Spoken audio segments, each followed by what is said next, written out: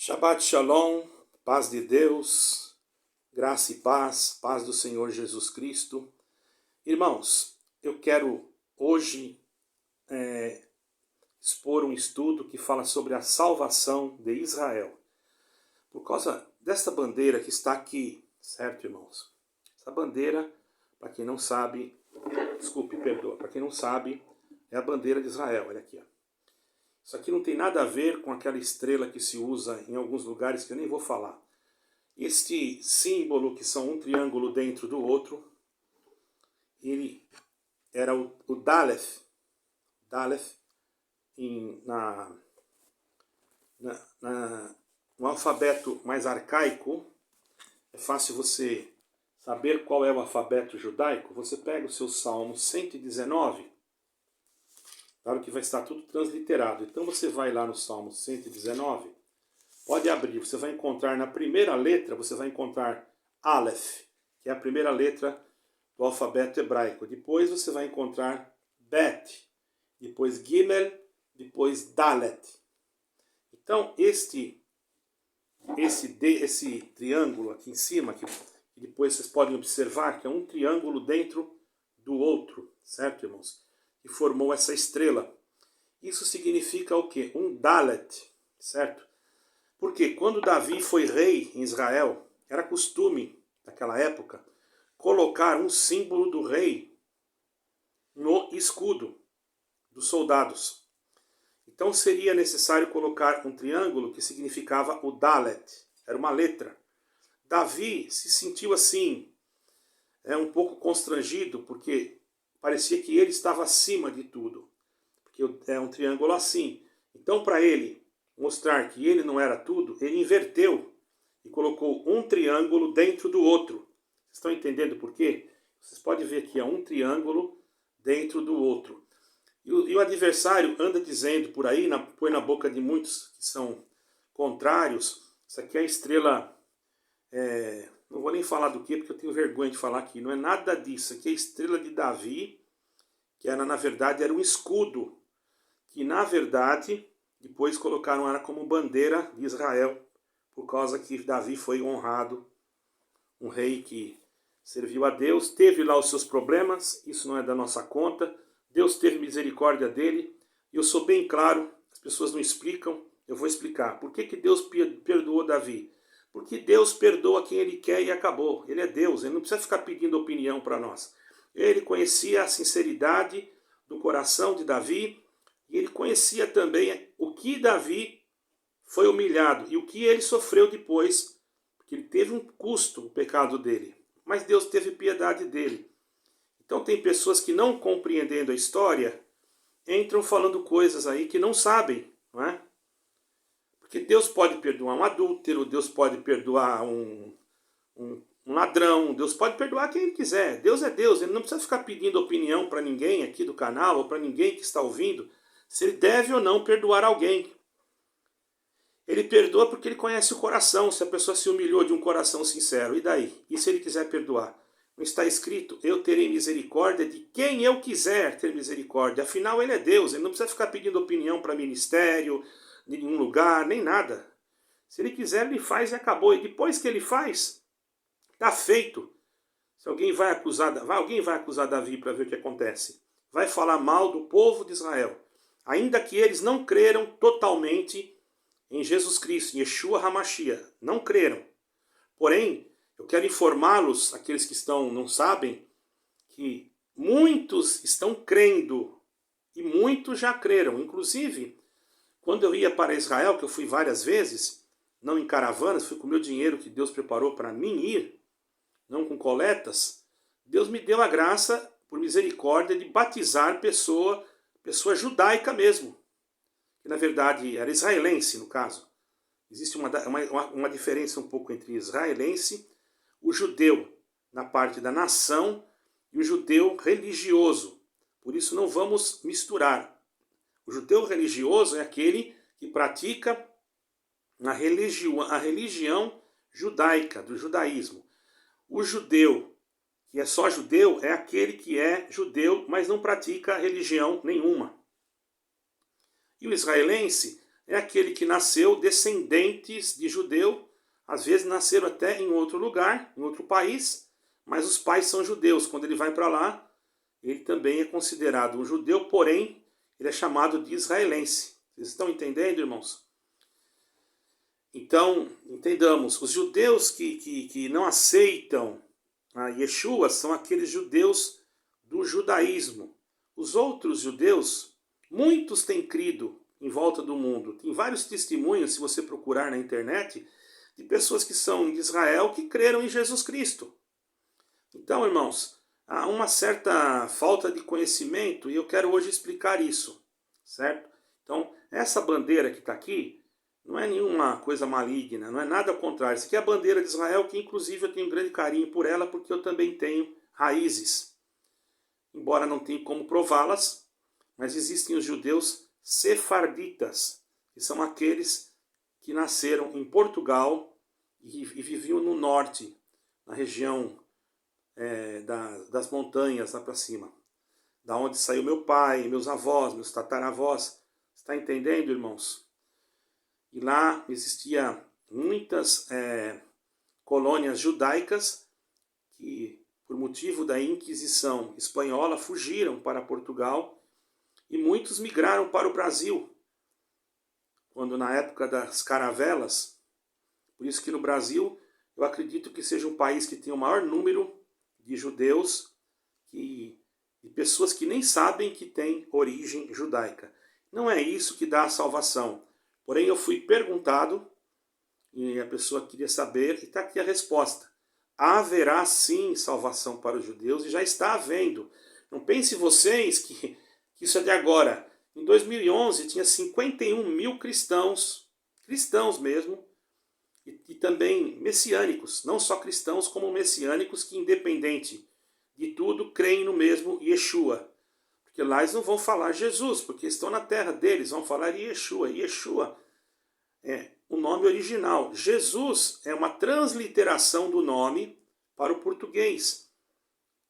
O nome não tem tradução, ele tem transliteração. Você está entendendo? Então vamos ter conhecimento para nós não falarmos coisas que nós não sabemos. Quando eu falo Jesus Cristo, eu estou falando, eu entendo que eu estou falando de Yeshua HaMashiach. Eu entendo assim. Eu fui em Israel e entendi, aprendi isso. E também aprendi isso de um ministério chamado Ensinando Sião, que é um ministério muito bom, que eu não chego nem na unha deles, mas aprendi muita coisa com eles. Então eu acredito assim. Vá agora, cada um da sua mente, pesquisar para ver se eu estou falando errado. Agora, irmãos, vamos iniciar o estudo, mas antes eu quero tocar aqui o hino nacional de Israel numa versão em português, porque muitos não sabem. Eu não vou pôr a versão hebraica. Eu também consigo cantar, mas eu não vou cantar para não estragar, entendeu? Eu vou deixar aqui o cantor Sérgio Lopes cantar a versão em português, ok? Ele vai cantar aqui, eu vou colocar aqui do lado já. E vocês vão ouvir. Enquanto isso, nós ficamos em comunhão, para depois nós iniciarmos esse estudo. Eu peço aos irmãos que fiquem até o fim, se vocês querem aprender alguma coisa sobre isso. E depois, se tiverem alguma pergunta, quiserem mandar no meu... Eu deixei o meu telefone, vou deixar meu telefone embaixo. Não tenha vergonha de entrar em contato comigo, possa não responder na hora, mas eu respondo depois, ok? Eu tenho prazer nestas coisas. Então vamos ouvir agora o hino de Israel numa versão judaica ou hebraica, ok? Vamos lá. Eu vou tirar aqui. Ou melhor, numa versão em português. É o hino de Israel numa versão em português, cantada em português. Vamos lá. Em nome de Cristo.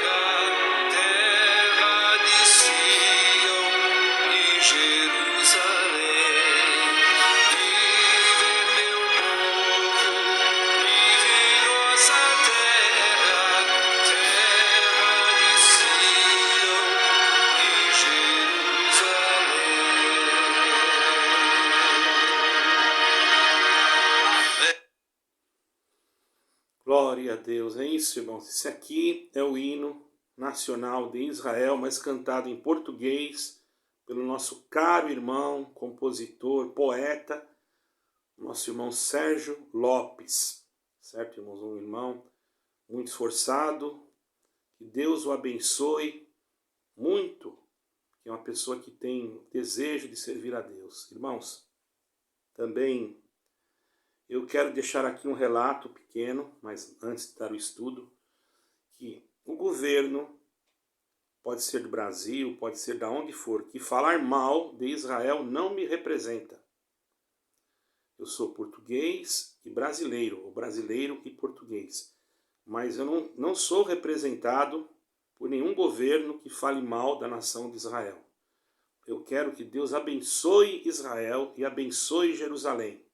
Porque está escrito na palavra, benditos são aqueles que te abençoarem, e malditos são aqueles que te... Não vou nem falar, porque eu tenho até temor de falar isso aí.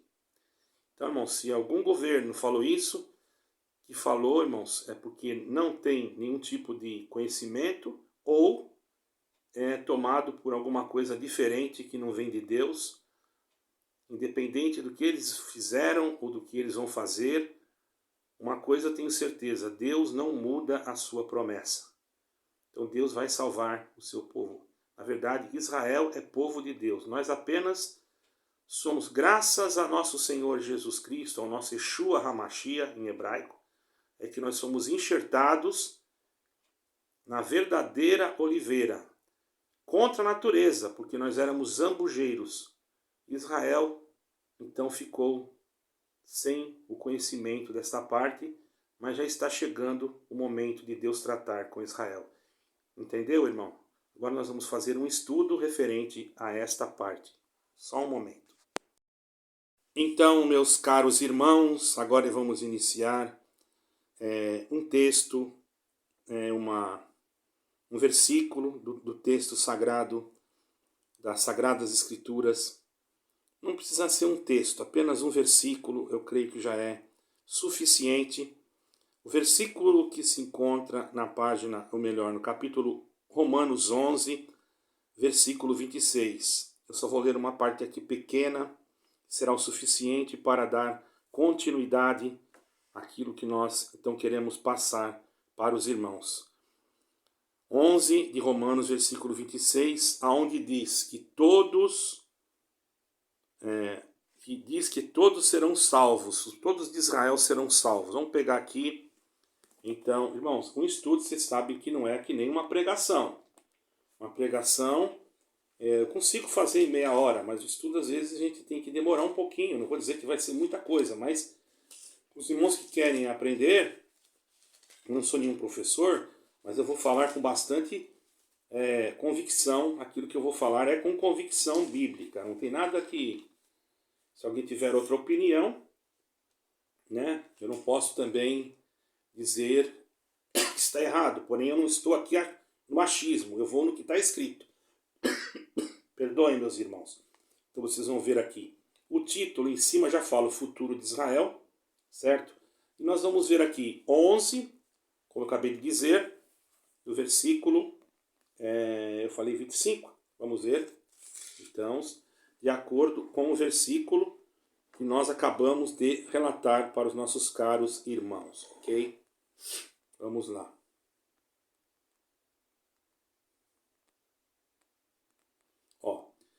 Porque não quero, irmãos, que ignoreis este segredo, para que não presumais de vós mesmos que o endurecimento veio em parte sobre Israel, até que a plenitude dos gentios haja entrado.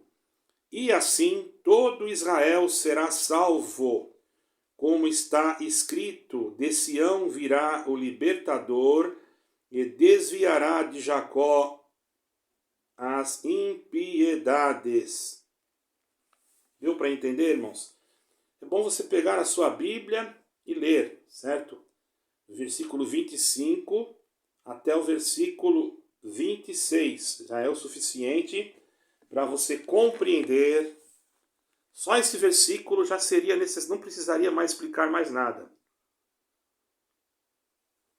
Estou fazendo esse vídeo, já fiz um vídeo sobre isso, mas esse eu vou passar como, perdoem, como estudo. Porém, eu vou fazer por causa de uma pergunta, e você não é obrigado também a ficar que eu estou falando, mas eu vou falar analisando o texto bíblico de Romanos, certo? Eu vou fazer uma análise. Então, análise do texto bíblico de Romanos, nesse versículo, no capítulo 11, até versículo 25 ou 26, ou melhor, do 25 ao 26, nós podemos concluir o quê? Que vai surgir uma pergunta. Será que todo Israel será salvo, incluindo aqueles que morreram no pecado? No entanto, eu quero deixar claro aqui para os irmãos que nós temos que compreender o contexto e interpretar as passagens à luz do todo, quer dizer, numa compreensão geral do acontecimento. Então, irmãos, nós temos que explorar o capítulo 11 de Romanos para entender melhor a salvação nacional de Israel. Senão nós não vamos entender, ok? Contexto é a exortação de Paulo, Romanos 11, 26. Então vamos ver o que nós podemos tirar disso. Esse capítulo 11 de Romanos, irmão, nós vamos encontrar esse versículo, né? Do versículo 1, praticamente, do versículo 1 até o versículo... capítulo 11, versículo 1 até o versículo 32, certo, irmãos? O apóstolo Paulo, irmãos, está exortando os gentios que consideravam-se salvos, enquanto julgavam os judeus, olha aí, isso existe hoje, tá, irmão? Julgavam os judeus como condenados. Ele afirma que Deus nunca rejeitou o povo de Israel. Aí que está. E hoje tem igrejas, tem pessoas dentro da igreja que não leem essa parte, ou não compreendem, não sei.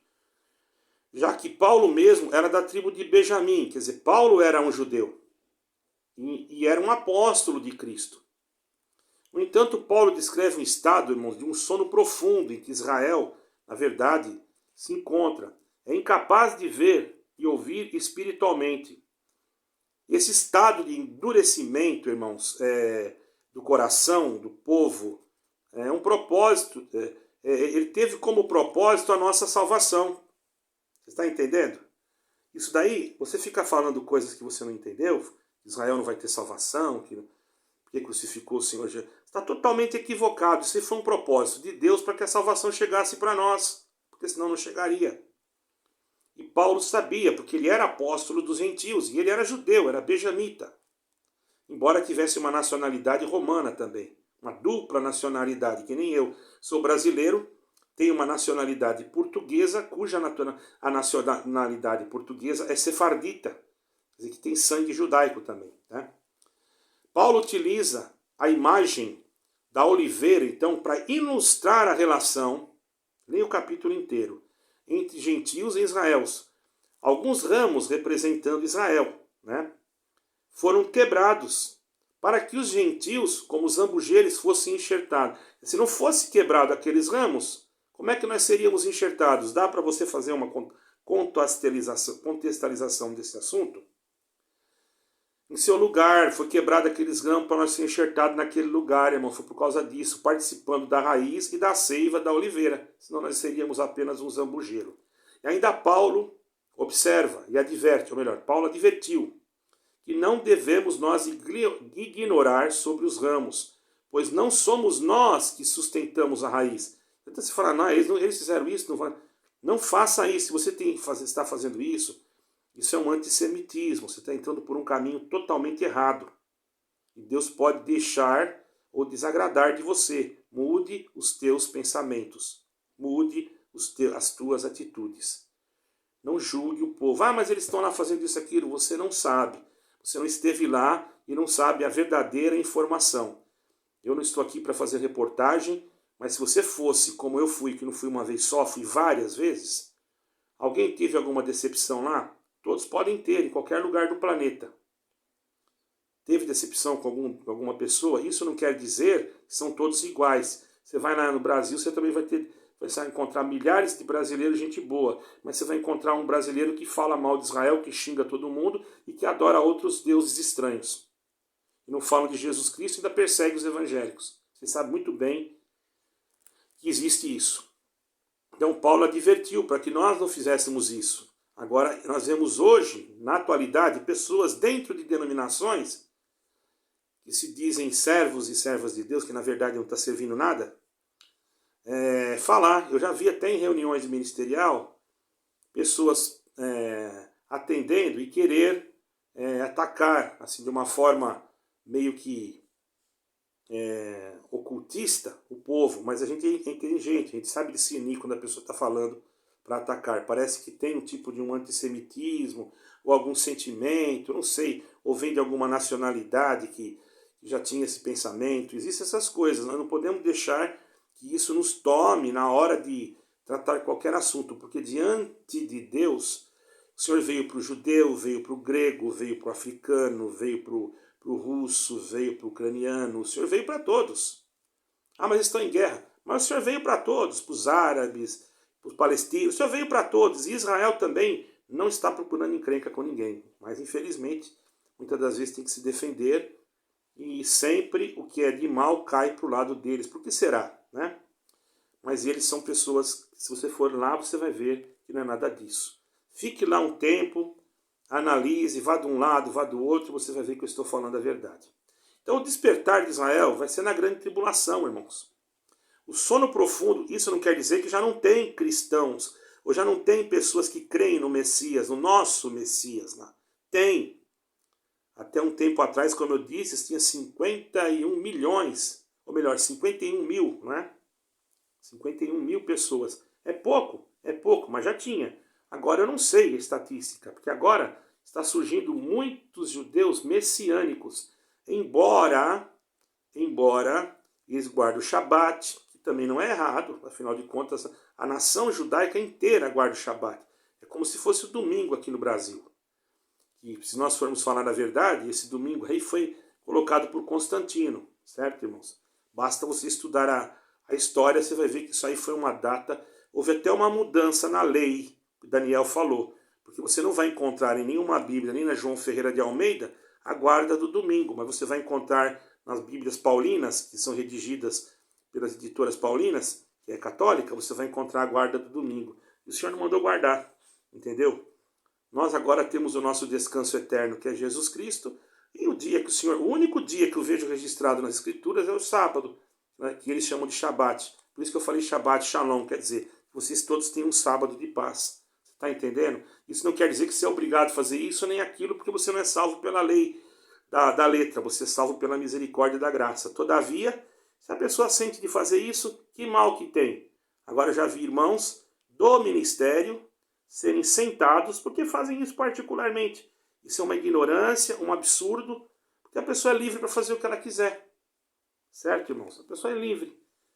Afinal, o irmão não está falando isso. Eu, sinceramente, irmão, eu não sou adventista, não sou nada, mas eu acho que isso não tem nada demais, irmão. É uma ignorância da pessoa que faz um juízo sobre isso daí. Só isso. Ninguém está dizendo que vai ser salvo por causa da lei.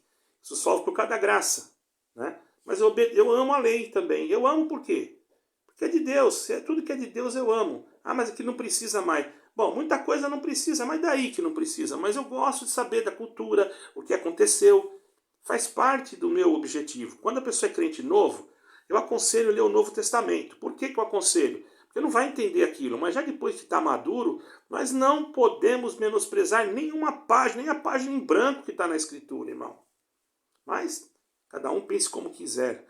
Eu gosto de pensar conforme Deus me coloca na minha mente, no meu coração, através do Espírito Santo e da guia do Espírito Santo e da luz de nosso Senhor Jesus Cristo, nosso Yeshua HaMashiach.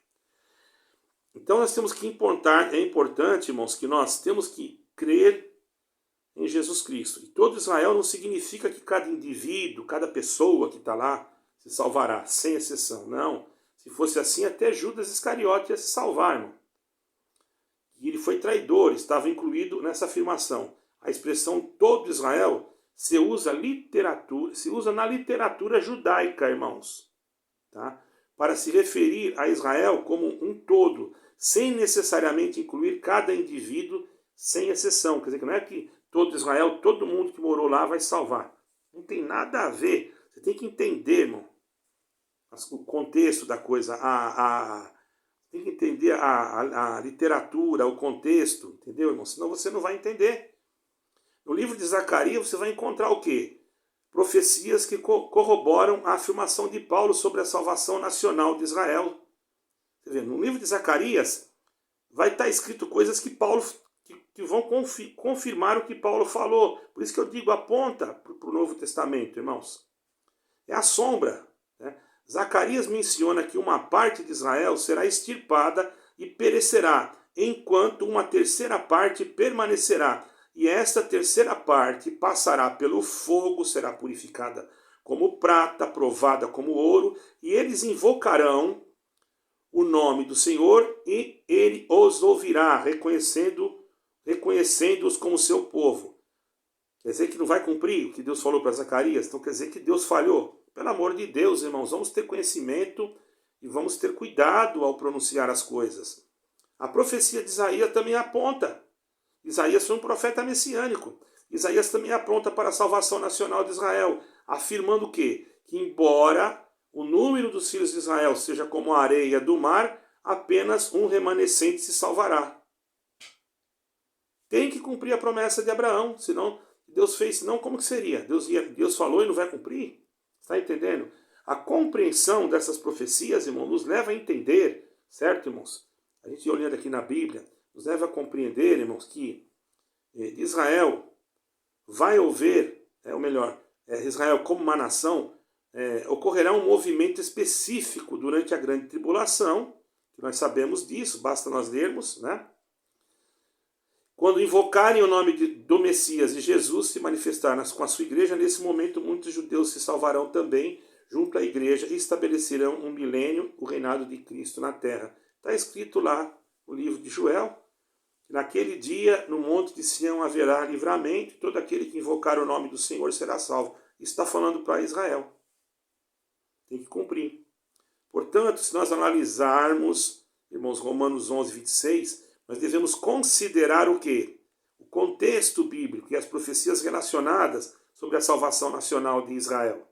A expressão todo Israel será salvo. Presta atenção nessa expressão. Não se refere a cada indivíduo, não se refere a cada pessoa em unidade, em uma coisa única, não.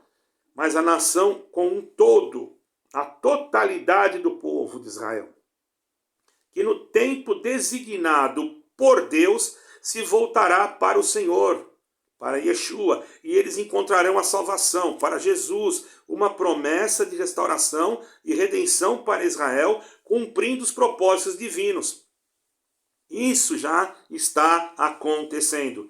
A informação que a gente recebe muitas das vezes não é específica de pessoas que conhecem ou que estudam esse assunto. Aí o que ocorre? As pessoas tratam a igreja como fosse um Israel, que a igreja fosse o Israel. E isso, a igreja é a igreja, não tem nada a ver com Israel, irmãos. A igreja, Deus está preparando ela como aquele zambujeiro que foi enxertado onde os galhos que foram quebrados, irmão. Vocês estão entendendo? Então, para nós concluirmos esse assunto, irmão, nós podemos ver. Então, para ficar bem esclarecido sobre isso, irmão, sobre a salvação de Israel, se até os que morreram em pecado se salvariam, você acha? Presta atenção. Concluímos da seguinte forma, então. A salvação de Israel é um tema significativo nas Escrituras. Isso aí não tem nem como dizer que não. Envolvendo a relação entre os gentios e os judeus. Estou falando judeus do judaísmo. Estou falando judeus, que são judeus que estão lá. E até do judaísmo pode-se dizer, porque muitos podem se converter. Eu não posso especificar assim com toda certeza, porque Deus pode converter. Eu conheço pessoas que iam ser rabinos, estavam terminando para receber o rabinato judaico ortodoxo e creram em Jesus Cristo só lendo a Escritura, só lendo o Novo Testamento, a Nova Aliança. Eu conheço, irmãos. Tem até o telefone, ele mora lá em Jerusalém, essa pessoa. Ele é judeu mesmo. E ele vai se perder se ele crê em Jesus Cristo? Ele fala Yeshua, mas daí? É a mesma coisa para nós.